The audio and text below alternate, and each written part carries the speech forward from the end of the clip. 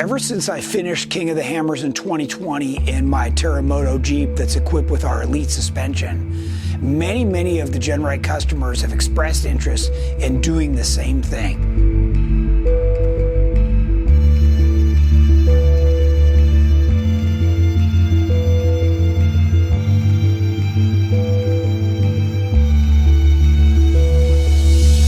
This gives them a feel for what it would be like, and it gives us a chance to kind of pre-run and get our crew and everybody warmed up so that when we come into race week, everybody's firing on all 8 cylinders and the rest of the team is ready to go.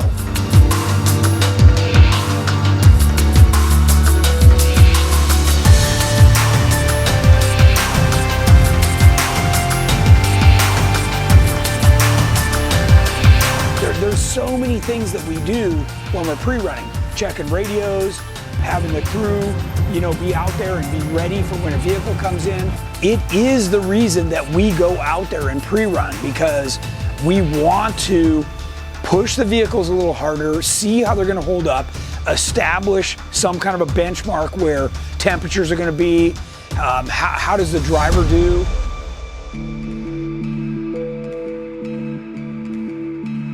Obviously, this was a small group of customers who expressed an interest in racing, and we took this opportunity to get a limited number out with us. And they're both men and women. I mean, we had a pretty wide variety, so it was great to have them come out and run the real Hammers course and see, how they compare to that benchmark that was established back in 2008.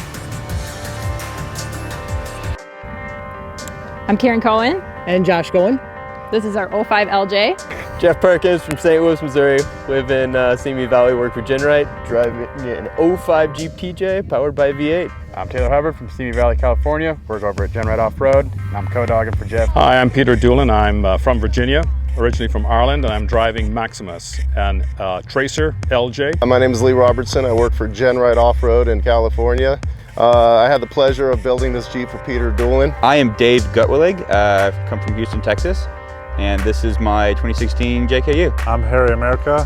I'm from Houston, Texas, and I'm co-driving. My name is Gary Henderson. I live in Redmond, Washington, and I'm from the Northwest Jeepcast. It's a podcast all about Jeeps. And I'm driving my JKU. My name is Joe Alonzo. I'm from the Pacific Northwest in Snohomish. Hey, I'm Chris Cox from Fernandina Beach, Florida.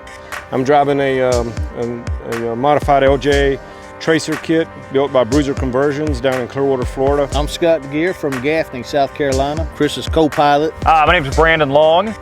This is our Jeep, the Cookie Monster. My name is Kevin Ennett. He gave me a call last week, said I need somebody to be a co-driver. I'm coming from North Carolina, so I got plane tickets right away. Hi, I'm Jamie Pellegrino from Simi Valley, California, and I'm driving the number 485 Growler YJ. I'm Cole Wimmer. I'm from Simi Valley, California, and I am co-driving for the 485 Growler YJ. I'm Paula, Jeep and Gypsy. I'm driving a 2006 LJ Rubicon. Super excited to have Cord Killinger as my co-driver and tackling this next adventure. My name is Alan Alvarez, and I'm driving a JKU with the Elite suspension.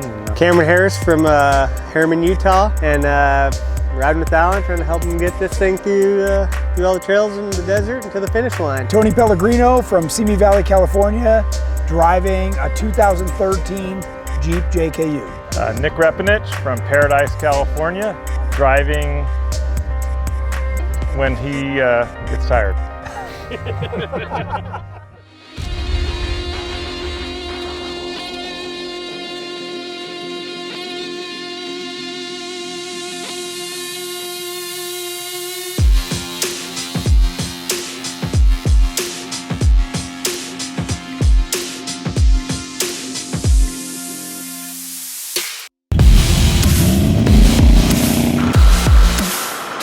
Slow down a little bit. You all good?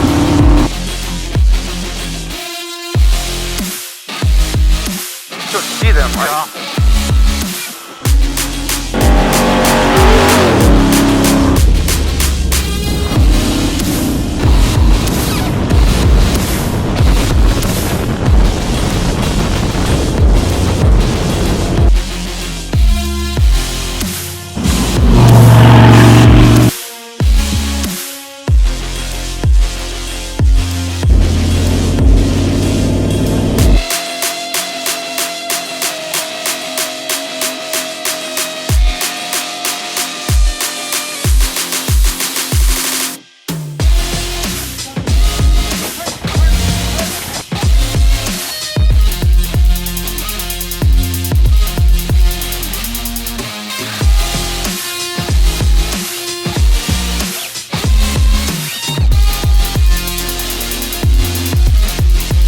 This was awesome because we had people come from all areas of the country, and many of them had never even wheeled out at the Hammers, but they had either a GenRight built or GenRight equipped Jeep.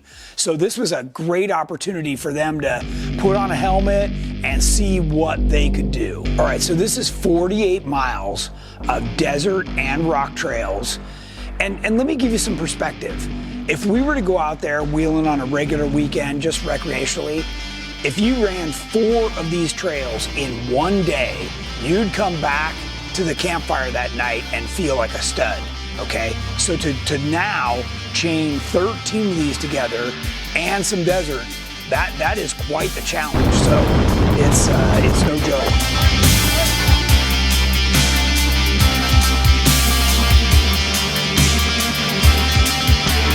This will be our first high-speed endeavor, though, from the Midwest. We do a lot of slow rock crawling. Yeah, super excited about doing this. Never done this stuff before.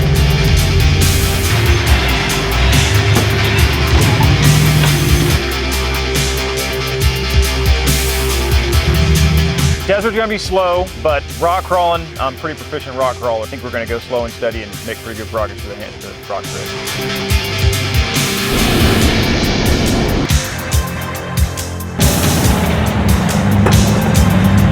This is a completely new experience for us. We've never done anything like this, go fast through the desert. So our goal is to survive with the Jeep intact and make it through unscathed and hopefully not beat her up too much.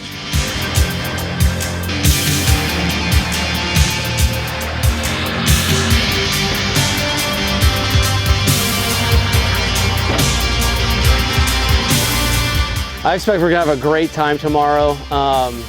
You know, we're gonna get out there and run some legs and get some speed. We're gonna get out there on the whoops and have a bunch of fun, get into the rocks, do some massive rock crawling. It's gonna be a fun day. I think we're out there, everybody's gonna have a good time, and we'll see how things turn out.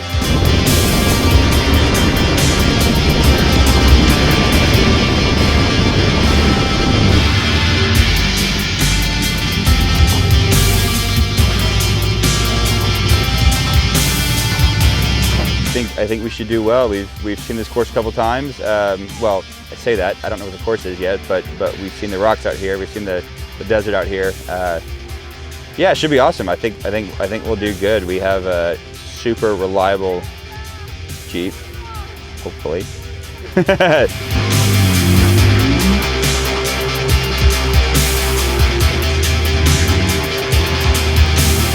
I don't really know what to expect. I just expect it to be pretty rough. I've never done anything like this. Being from the Midwest, we don't have a whole lot of high-speed desert experience, so that'll be my toughest obstacle.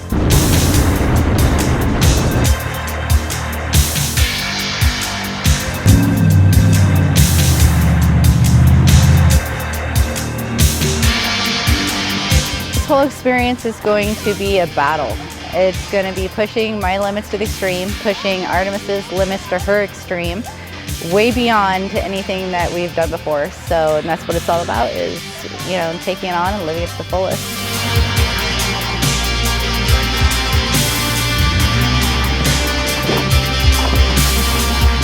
We don't know the exact course yet, so I think we figure that out tonight, and then you know, we'll powwow and figure out strategy and where to push it and where to not push it. He's just gonna keep me calm, cool, collected, and we'll try to be towards the front.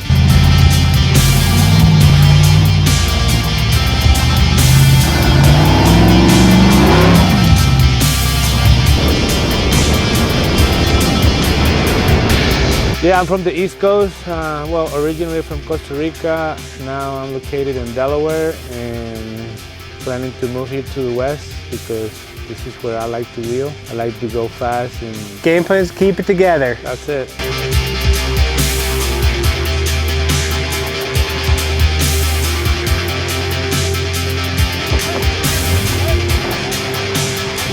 I'm really excited about tomorrow. This is a bucket list moment for me. We're going to do a big chunk of the Everyman Challenge KOH course, which is going to be a lot of fun. So for me, we're going to get out there. We're going to really drive this thing. We're going to see what it can do. We're going to have some fun. And most importantly, we're just going to kick ass.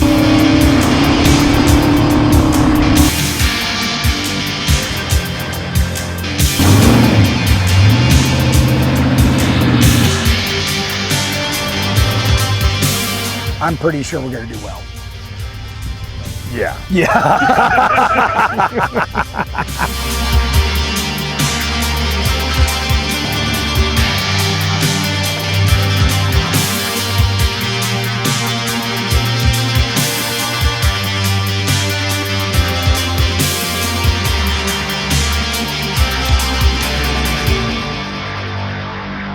For this year's Real Hammers experience, we decided to run the OG13 course. If you're not familiar with this starts off in the middle of Means dry lake bed. Just like back in 2008, they did a land rush start too. They dropped their rear wheels into the main groove on Means dry lake, and when the flag dropped, they took off. And the way this is set up is that there's many paths from the start to get out to outer limits. So you can choose any path you want across the desert. You do not have to eat dust. And that's part of what was really cool about this OG13 race course, is you just pick what you know, pick what you end up on, pick however it leads you, and get out to outer limits. However you get there, doesn't matter. You just gotta get there. Now the reality is, it's a whole bunch of desert, okay? So you've got about 15 or so miles of pretty rough desert to get out there. You come to a sharp right turn as you enter outer limits. And this is important because now you've been going 100. Now you need to check it up a little bit, slow down, don't hit something as you're coming up the sand wash into the canyon. And then outer limits is the real deal. This is a big boy trail. Then you're gonna come into the top of Aftershock and run it backwards down. Lots of big rocks. If you make it through there, you're going to rip along the side of the mountain and up another sand wash, over Devil's Slide and Hell's Gate. You're gonna drop down Sunbonnet, which is technically the backwards way. Sunbonnet was tore up and it had some giant holes. Once you get through there, you're going to again get on some desert paths to lead you all the way back around Fisher Mountain. So this can be a fun area. It's got a combination of packed rock and desert. The last section is really sandy. It's got some whoops and stuff in it, but you can go pretty quick across here as it wraps around the mountain. And this is gonna take you the back way up Fisher Mountain and over to the mailbox. Once you're at the mailbox, you're gonna turn left and you're going to drop down Sledgehammer Canyon. This canyon is really tore up. There are rocks in places that have never been. Jackhammer also hasn't gotten any easier over the years. This climbs in altitude quite quickly, and you need four-wheel drive here. This is a good trail. It's one of the original hammer trails, both sledge and jack. It's the real deal. You come across the top, you drop to the left into Wrecking Ball. Again, another big boy trail, so just one after another. Once you come up out of the top of that, there's a small canyon that you rip across. It drops you into the top of Clawhammer. This is the last trail you need to do. So if you can get through here clean, without any flats, without any mechanicals, anything running hot, overflowing, whatever, you're gonna end up down at what we call Sand Hill 2. So from here, it is open desert. So you can shoot across over to one of the big main roads, or you can cut across the dune and whip around and all the way back across the desert. But your goal is to get back to the lake bed right where you took off from. That land rush start, you got to give it everything you got or you're going to get dusted out.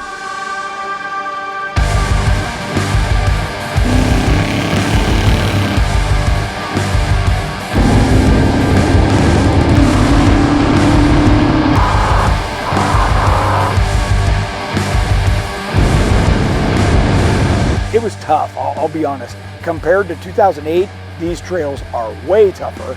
And just for some of these people, they'd never even been here. So for them to get out there and even be able to do it is just amazing, I'll be quite honest.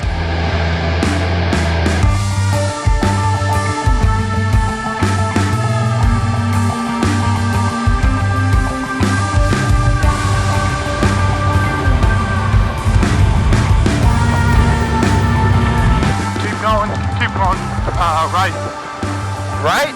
Yeah, we're gonna go that way.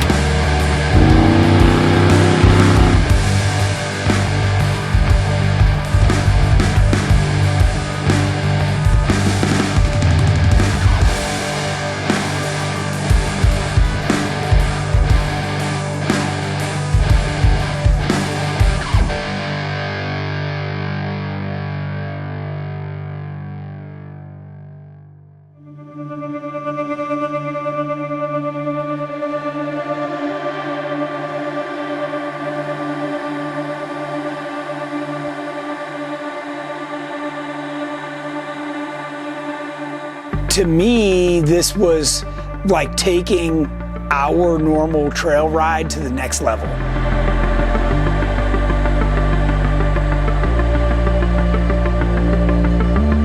When you put on all the gear and now you don't have a sense of speed and it's harder to see, you know, all of a sudden it's a whole different playing field. And you know, when you're against the clock, right? Somebody else has done it in 4 hours and 13 minutes, you know, how do you compare to that? So it's kind of a cool way to have a benchmark out there and say, how do I compare to, you know, what has been done?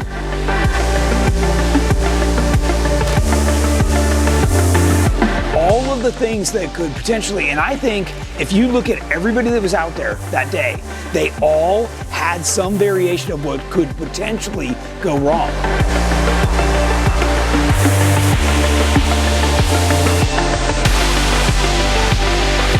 Good. We ended up getting flat, changed out the flat, and then we hit a rock with the tranny pan. Got about halfway through Wrecking Ball, got high centered up on some really big rocks, and by that time Tony came around and was like, "Turn your lockers on." I was like, "I don't have lockers." Right off the bat, we blew 2 tires going right into outer limits. And a truss, just the metal fatigued on it and failed, and the whole rear end just kind of got wonky on us. With the first rock trail we got on, rolled the Jeep forward not 5 feet, and that rear driver tire just hit something that was sharp, just like a steak knife. See, he's caught on that back tire? Yep. Is that us? That was us. Flat tire! My transmission dipstick, where it goes into the actual transmission, popped out. Dumping tranny fluid, so we had to stop at the second pit. A wrecking ball. We got a flat.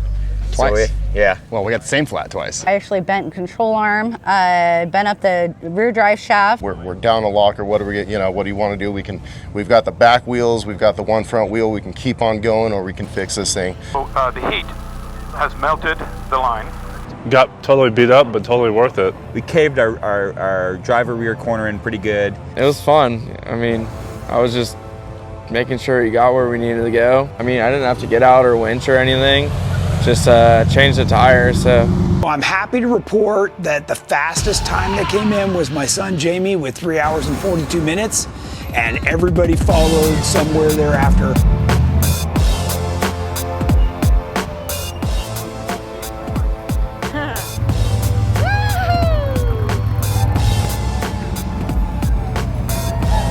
all the way. Our last finisher was right around 8 hours.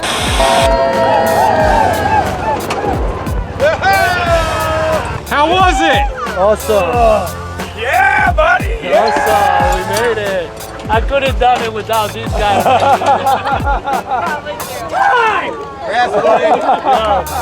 Cameron is the shit. Good time? Yes. Great time? Yes. Good. Go ahead, man. Awesome.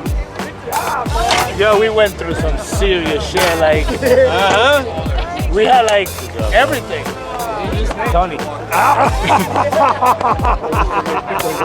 We ran our training without oil. So the fuel pump came apart, spun, broke all the wires and everything. Jamie, we got a video of you where you almost killed yourself, dude.